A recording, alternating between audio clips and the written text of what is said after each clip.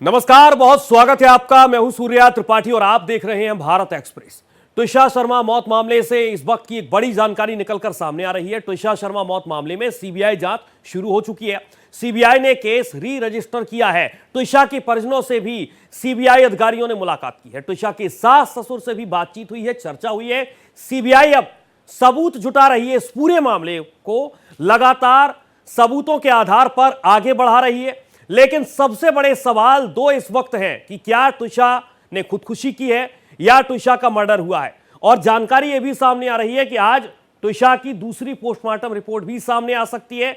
लेकिन फिलहाल अभी इंतजार करना होगा, क्योंकि जैसे ही पोस्टमार्टम की रिपोर्ट सामने आएगी, दूसरी पोस्टमार्टम की रिपोर्ट, और उसके बाद अब तमाम एविडेंस को इकट्ठा करने की लगातार सीबीआई कोशिश कर रही है। त्विषा के सास ससुर से भी बातचीत की गई है सीबीआई के अधिकारियों ने, और यहां पर अलग अलग एविडेंस सीबीआई की तरफ से जुटाए जा रहे हैं। क्या ये दहेज से जुड़ा मामला है या एक प्रेशर था, मेंटल प्रेशर था त्विषा के ऊपर, और इसी मेंटल प्रेशर के कारण उसने सुसाइड कर लिया। लेकिन इन सब के बीच फिलहाल पूरी तस्वीर को जानने समझने के लिए थोड़ा इंतजार करना होगा, क्योंकि धीरे धीरे सीबीआई इस मामले को आगे बढ़ा रही है। तमाम एविडेंस को इकट्ठा किया जा रहा है और वहां पर इस वक्त अलग तरीके की तस्वीर है भोपाल में। लेकिन इन सब के बीच मॉडल एक्टर त्विषा शर्मा मौत मामले की जांच अब सीबीआई ने अपने हाथ में ले ली है।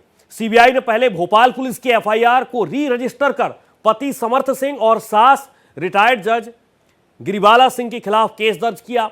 इसके बाद सीबीआई अधिकारी त्विषा के माता पिता और सास ससुर से मिलने के लिए भी पहुंचे। हालांकि बताया जा रहा है कि केस हैंडओवर से पहले एसआईटी ने समर्थ से करीब 3 घंटे तक पूछताछ की, जिसमें कई चौंकाने वाली बातें, जानकारियां निकलकर सामने आई हैं। तो इधर त्विषा के दूसरे पोस्टमार्टम की रिपोर्ट का इंतजार किया जा रहा है। लेकिन दूसरे तरफ जानकारी यह सामने आ रही है कि जैसे ही सीबीआई ने इस केस को अपने हाथ में लिया, उसके पहले एसआईटी भी करीब 3 घंटे तक आरोपी पति जिससे पूछताछ की गई एसआईटी की तरफ से, तमाम तरीके के सवाल जवाब हुए। लेकिन अब सीबीआई इस केस को देख रही है। इधर त्विषा की दूसरे पोस्टमार्टम रिपोर्ट का भी इंतजार किया जा रहा है। माना जा रहा है कि उससे कई खुलासे हो सकते हैं। इधर इस केस को लेकर तमाम तरीके के सवाल भी उठ रहे हैं। इधर त्विषा की दूसरे पोस्टमार्टम रिपोर्ट का इंतजार किया जा रहा है। माना जा रहा है कि उससे कई खुलासे हो सकते हैं और लगातार सवाल भी जुड़े हुए हैं। त्विषा मौत मामले से जुड़े कई सवाल हैं। डबल लिगेचर मार्क पर सवाल है, पहली पोस्टमार्टम रिपोर्ट को लेकर सवाल है। इन सब के बीच एविडेंस लगातार अब सीबीआई की तरफ से जुटाए जा रहे हैं। ये पता लगाने की कोशिश की जा रही है कि ये हादसा है, ये सुसाइड है या फिर एक मर्डर है।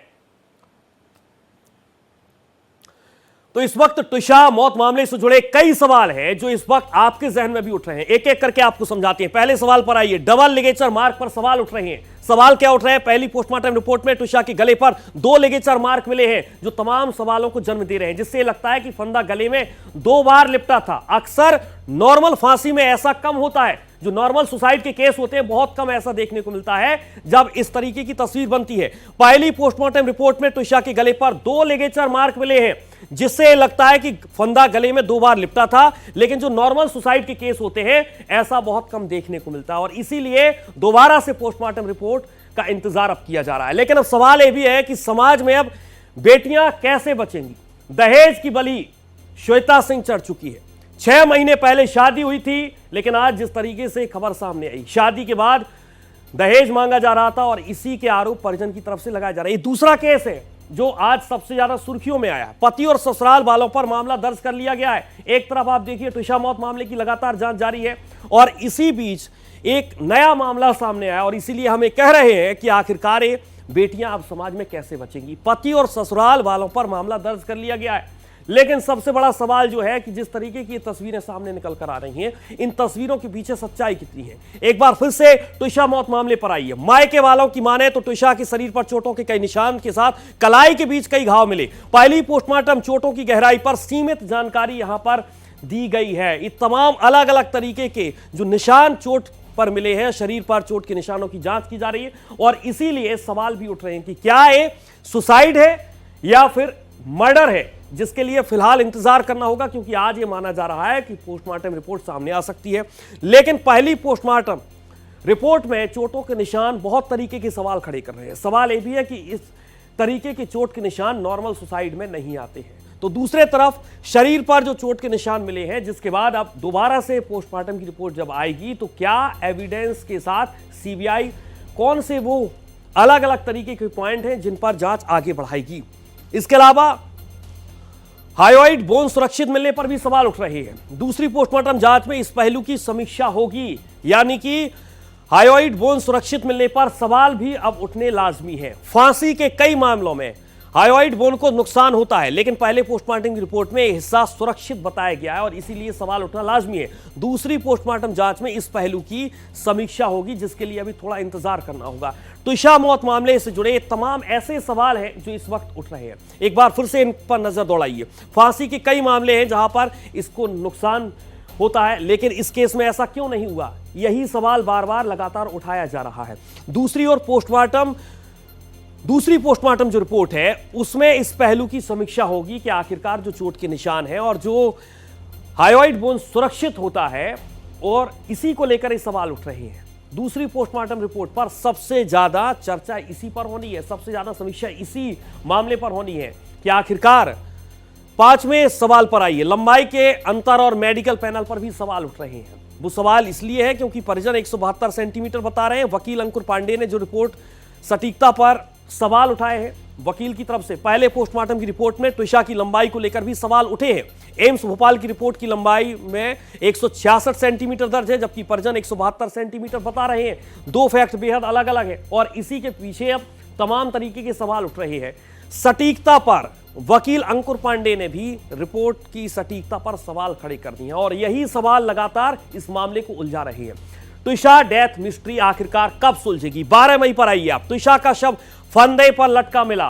त्विषा ने आत्महत्या की या ये मर्डर हुआ? 12 मई की तारीख है जब त्विषा का शव फंदे से लटका मिला। 13 मई पर आइए, एम्स भोपाल पुलिस ने ससुराल वालों पर एफआईआर भी दर्ज कर ली है। 14 मई को ही पुलिस ने इस मामले में ससुराल वालों के खिलाफ एफआईआर दर्ज की है। 15 मई को गिरिबाला सिंह को जमानत मिल गई है। जो त्विषा की सास है गिरिबाला सिंह, उसे जमानत दे दी गई। परिजनों ने पोस्टमार्टम रिपोर्ट मानने से इनकार कर दिया। लगातार दूसरी पोस्टमार्टम की मांग कर रहे थे परिजनों ने जांच दिल्ली पुलिस सौंपने की मांग की है। 16 मई को परिजन ये कहते हुए नजर आए कि इस जांच को दिल्ली पुलिस को सौंप दीजिए। परिजनों ने सीएम हाउस के बाहर धरना दिया। 17 मई को त्विषा के परिजन पहुंचे सीएम हाउस, उन्होंने धरना दिया।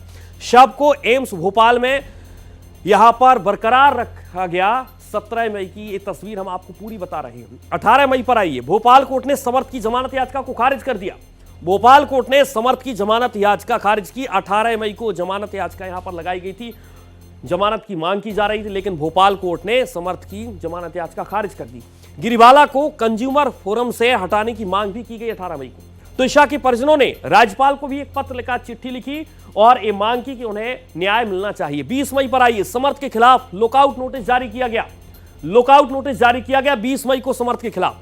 राष्ट्रीय महिला आयोग ने स्वतः संज्ञान इस मामले पर ले लिया। 20 मई को ही डीजी से एटीआर रिपोर्ट मांगी गई।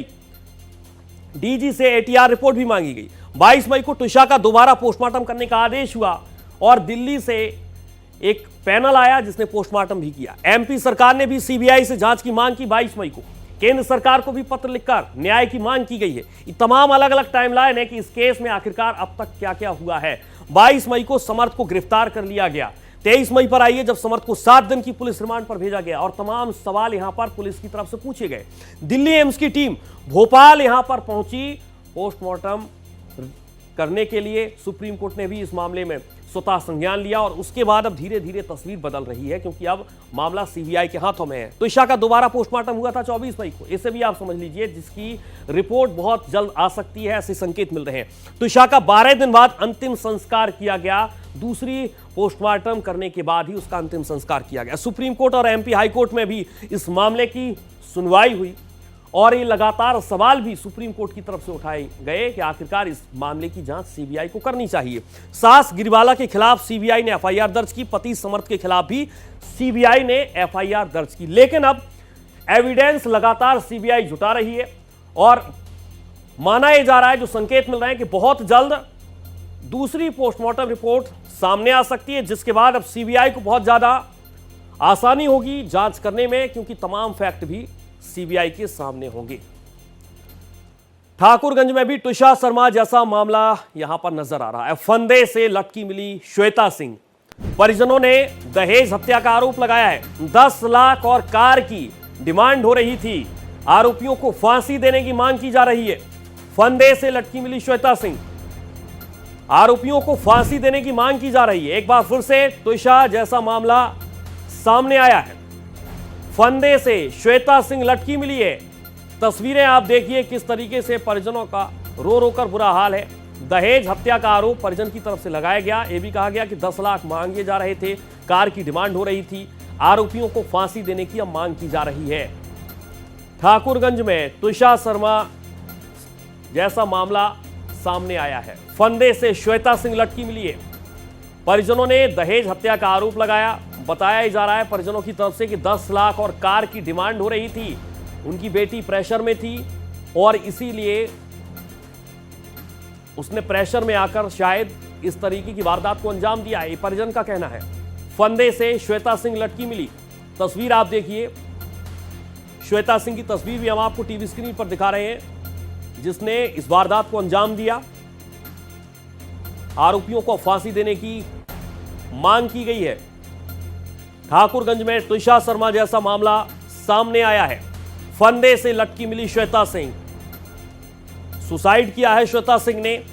परिजनों का यह मानना है कि दहेज की लगातार मांग की जा रही थी। 10 लाख की डिमांड थी, कार की भी डिमांड हो रही थी और इसी प्रेशर को लेकर ही उनकी बेटी ने सुसाइड कर लिया।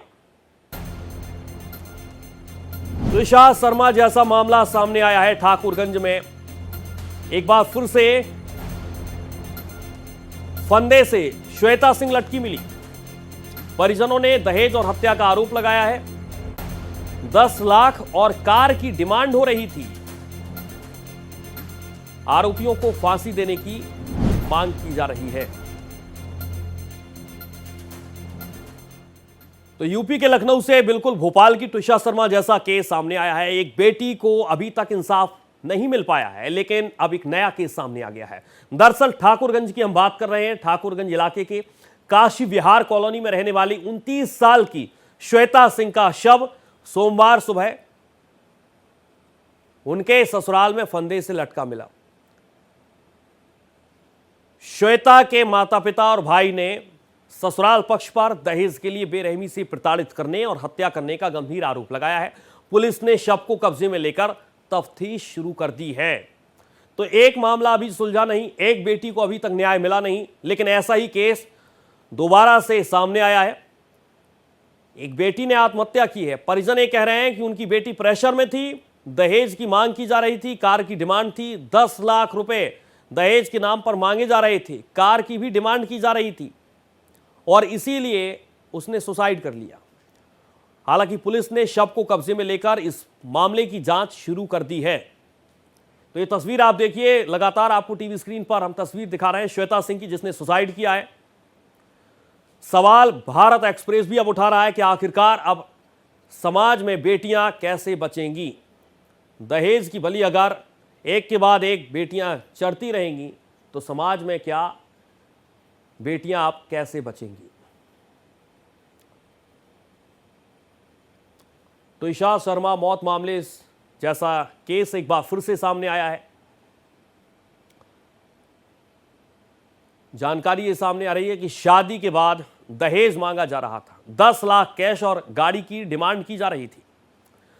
अब आपको कुछ हम फैक्ट बताते हैं। दरअसल दहेज की बड़ी श्वेता सिंह चढ़ चुकी और ये कोई और नहीं बल्कि खुद श्वेता सिंह के परिजन कह रहे हैं। इसीलिए हम सवाल भी उठा रहे हैं कि आखिरकार अब कैसे बचेंगी बेटियां।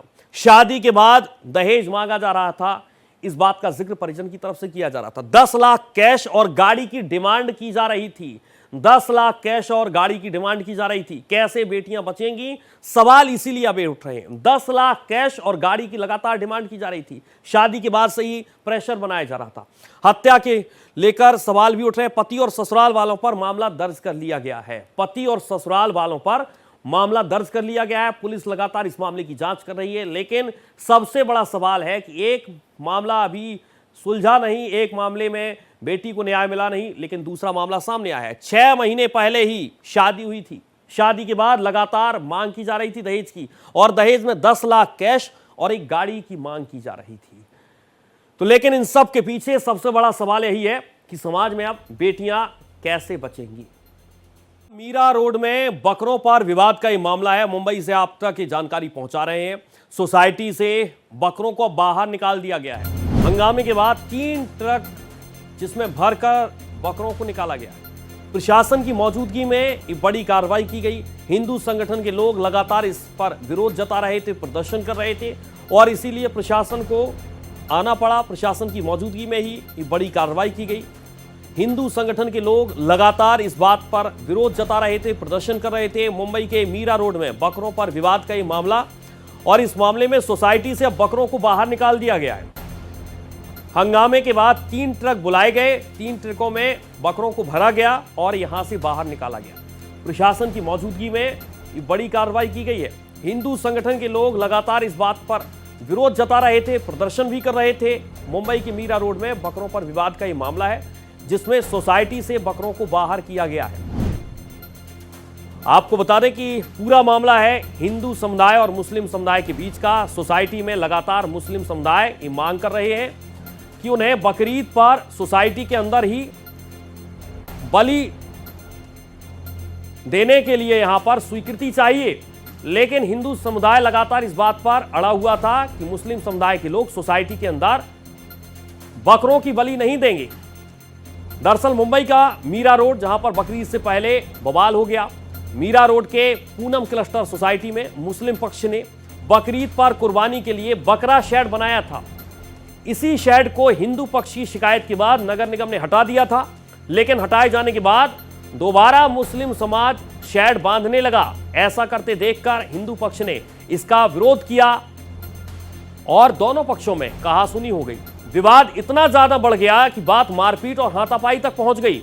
बढ़ते तनाव के बीच बीजेपी नेता किरीट सोमैया भी वहां पर पहुंचे, और इस बवाल के बाद वीएचपी कार्यकर्ताओं पर हमले के मामले में एक अज्ञात शख्स के खिलाफ मामला भी दर्ज कराया गया है।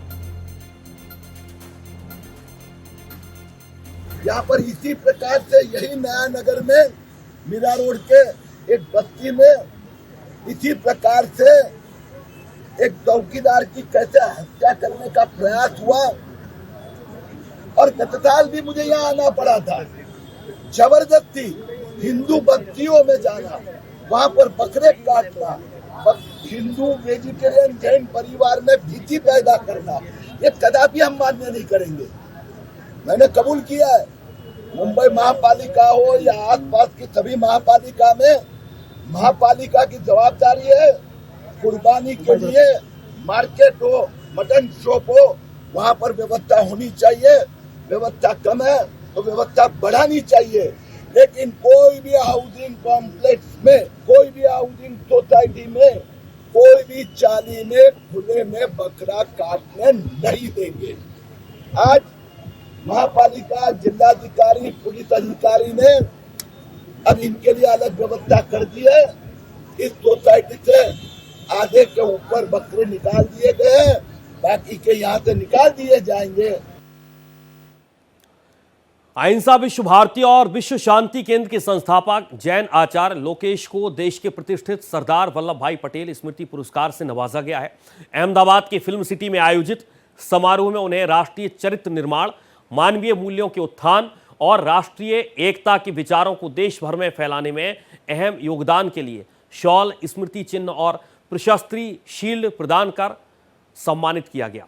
पुरस्कार से सम्मानित होने के बाद आचार्य लोकेश ने लौह पुरुष के प्रति आदर और सम्मान व्यक्त किया। साथ ही देशवासियों को उनके बताए मार्ग पर चलने का आह्वान भी उनकी तरफ से किया गया। उन्होंने इस बात का भी जिक्र किया और ये कहा कि ये सम्मान उन अति विशिष्ट महानुभाव को समर्पित है जो इनोवेशन, सामाजिक उत्तरदायित्व और सकारात्मक परिवर्तन के जरिए एक सशक्त और समृद्ध राष्ट्र के निर्माण के लिए निरंतर कार्यरत है। युवा पीढ़ी का देश के विकास और सामाजिक सौहार्द बनाने में विशेष योगदान है। जिन व्यक्तियों ने अपने कार्यों और नेतृत्व से समाज में सकारात्मक परिवर्तन लाने का कार्य किया है, उनको सम्मानित कर ये मंच अद्भुत काम कर रहा है। पीपल मैन फाउंडेशन की ओर से अहमदाबाद फिल्म सिटी में आयोजित सम्मान समारोह उन विशिष्ट व्यक्तित्वों और प्रेरणादायी नेताओं को समर्पित है जिन्होंने सतत विकास, राष्ट्र निर्माण, सामाजिक प्रभाव के साथ उद्यमिता के क्षेत्र में उल्लेखनीय योगदान देकर समाज और देश के विकास में महत्वपूर्ण भूमिका निभाई है।